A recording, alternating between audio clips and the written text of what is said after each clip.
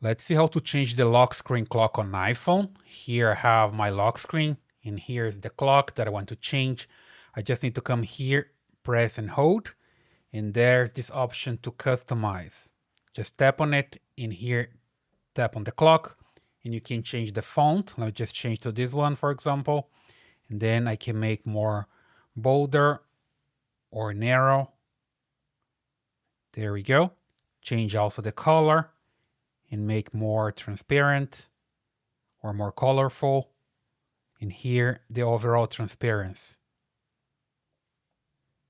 And I can also come here and change to solid color and change to different colors that are available, or just more glassy.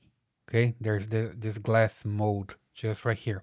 When you finish, you just need to tap here, hit done, and then it comes back to this screen and you tap on it again and you have your lock screen working with the clock changed. Super simple. Now you can use it that way. You see, when I lock the screen again, the clock is changed. I hope that helps. Basically, that's the way you can change your clock on your lock screen on the iPhone. Leave your comments here, subscribe to this channel, give me a thumbs up, and I see you in the next video.